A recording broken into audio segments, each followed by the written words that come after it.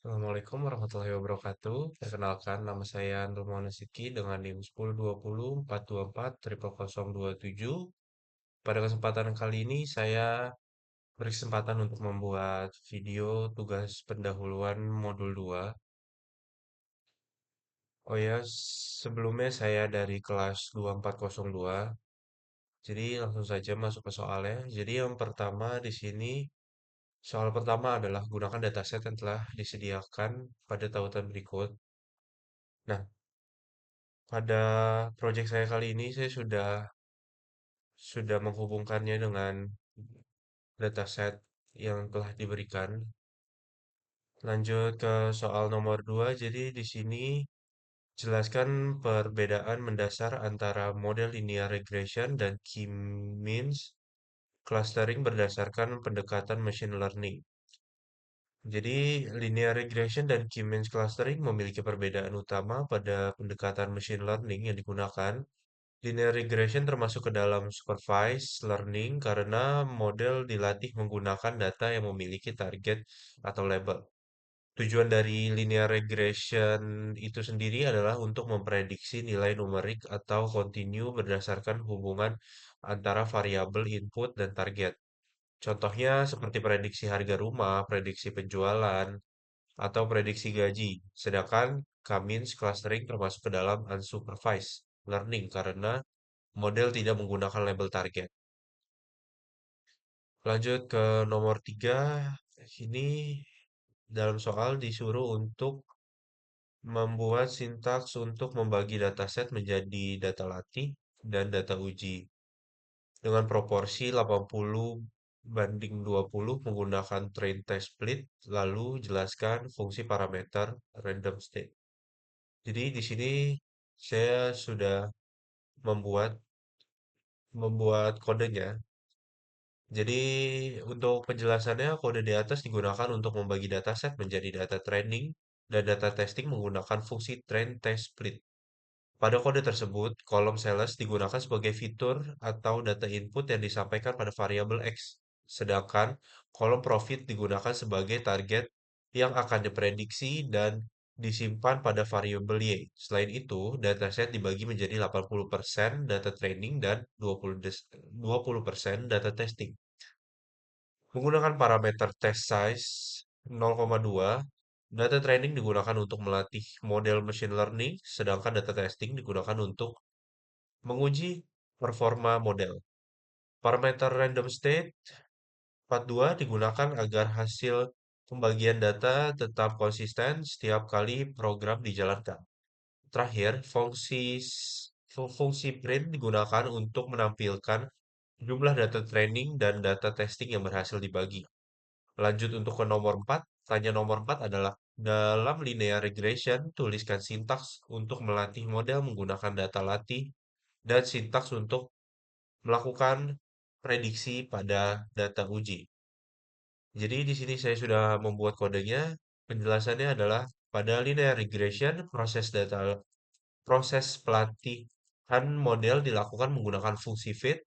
Fungsi ini digunakan untuk melatih model menggunakan data training yaitu X-train dan Y-train agar model dapat mempelajari hubungan antara fitur dan target.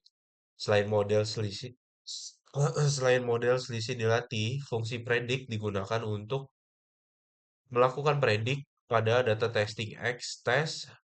Hasil prediksi tersebut kemudian disimpan ke dalam variabel Y-pred.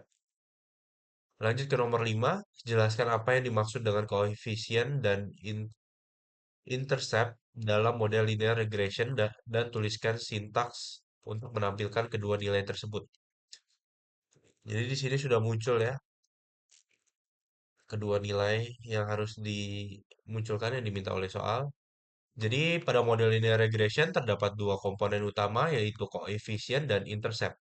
Koefisien merupakan nilai yang menunjukkan seberapa besar pengaruh variabel input terhadap target. Jika koefisien bernilai positif, maka kenaikan nilai fitur akan menyebabkan kenaikan nilai target. Sebaliknya, jika koefisien bernilai negatif, maka kenaikan fitur akan menyebabkan penurunan nilai target. Sedangkan intercept merupakan nilai awal target ketika semua variabel input bernilai nol. Nilai koefisien dan intercept dapat digunakan untuk memahami hubungan antar variabel dan model regresi. Hasil koefisien yang besar menunjukkan bahwa fitur memiliki pengaruh yang kuat terhadap target, sementara nilai intercept menunjukkan titik awal garis regresi ketika semua fitur bernilai nol. Lanjut ke nomor 6. Jelaskan apa itu mean squared error dan R squared dalam evaluasi model regresi. Jadi, mean squared error atau MSE merupakan metrik evaluasi yang digunakan untuk mengukur rata-rata selisih kuadrat antara nilai aktual dan hasil prediksi model. Semakin kecil nilai MSE, maka semakin baik performa model karena error prediksi semakin kecil. Sedangkan R squared atau R kuadrat digunakan untuk mengukur seberapa baik model dapat menjelaskan variasi data. Nilai R kuadrat berada pada rentang 0 sampai 1. Jika nilai R kuadrat mendekati 1, maka model mampu menjelaskan data dengan sangat baik. Sebaliknya, jika mendekati 0, maka kemampuan model dalam menjelaskan data masih rendah. Lanjut ke nomor 7, jelaskan apa yang dimaksud dengan elbow method dalam algoritma K-means clustering dan bagaimana cara menentukan jumlah cluster yang optimal dari grafik elbow method tersebut.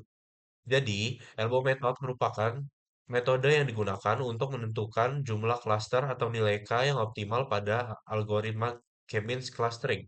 Metode ini dilakukan dengan menghitung nilai inersia atau WCSS untuk beberapa jumlah klaster yang berbeda. Kemudian hasilnya divisualisasikan dalam bentuk grafik. Jumlah klaster yang optimal ditentukan dari titik siku atau elbow pada grafik, yaitu titik ketika penurunan nilai inersia mulai melambat. Inersia. Titik tersebut menunjukkan bahwa penambahan jumlah klaster setelahnya tidak memberikan peningkatan yang signifikan terhadap kualitas clustering.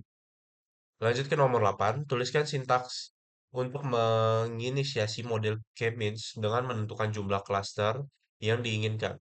Lalu tuliskan sintaks untuk melatih model tersebut. Jadi di sini saya sudah membuatnya. Pada algoritma K-means, jumlah klaster yang diinginkan ditentukan menggunakan parameter n cluster. Setelah model dianalisis, proses pelatihan dilakukan menggunakan fungsi fit untuk mengoptimalkan data ke dalam klaster yang sesuai berdasarkan kemiripan data. Pada sintaks tersebut, model K-means dibuat dengan jumlah klaster sebanyak 3. Parameter random state digunakan agar hasil clustering tetap konsisten setiap program dijalankan.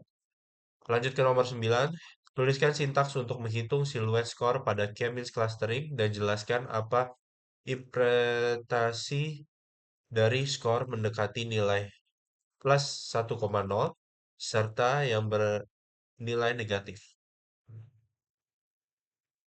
Siluet skor merupakan metrik evaluasi yang digunakan untuk mengukur kualitas hasil clustering.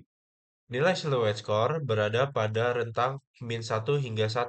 Jika nilai mendekati plus 1, maka cluster terbentuk sangat baik dan terpisah dengan jelas. Jika nilainya mendekati 0, maka jarak antara klaster sangat dekat sehingga pemisah klaster kurang optimal. Sedangkan jika bernilai negatif, maka terdapat kemungkinan data masuk ke klaster yang salah. Lanjut ke nomor 10. Dalam melakukan validasi hasil clustering, terdapat salah satu teknik evaluasi, yaitu Adjust Rand Index atau ARI. Apakah yang dimaksud dengan ARI dan berikan contoh dalam kondisi seperti apa teknik ARI dapat digunakan untuk mengevaluasi hasil clustering.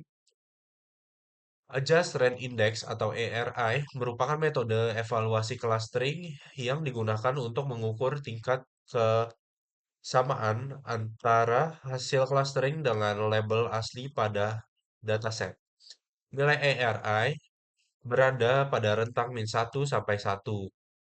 Nilai yang mendekati 1 menunjukkan bahwa hasil clustering sangat sesuai dengan label asli. Sedangkan nilai mendekati nol merupakan hasil clustering yang bersifat acak. ERI biasanya digunakan ketika dataset memiliki label asli sehingga hasil clustering dapat dibandingkan dengan kondisi sebenarnya. Contohnya adalah dataset iris yang memiliki label spesies bunga. Hasil clustering dapat dibandingkan dengan label spesies asli menggunakan ERI untuk mengetahui kualitas clustering. Lanjut ke nomor terakhir, nomor 11. Jadi, jika sebuah model machine learning mengalami overfitting dan underfitting, jelaskan apa yang dimaksud dengan kedua kondisi tersebut beserta perbedaannya dalam hal performa pada data training dan testing. Jadi, overfitting itu merupakan kondisi ketika model machine learning terlalu menghafal data training sehingga performa model pada data training sangat baik. Tetapi performa pada data testing sangat buruk. Kondisi ini terjadi karena model terlalu kompleks dan tidak mampu melakukan generalisasi terhadap data baru. Sebaliknya, underfitting terjadi ketika model terlalu sederhana sehingga tidak mampu mempelajari pola data dengan baik. Akibatnya, performa model pada data training maupun testing sama-sama buruk. Perbedaan utama antara keduanya terletak pada kemampuan model dalam memahami pola data dan melakukan generalisasi terhadap data baru. Mungkin sekian tugas pendahuluan modul 2 saya. Kurang lebihnya mohon maaf. Wabillahi taufiq wal hidayah. Wassalamualaikum warahmatullahi wabarakatuh.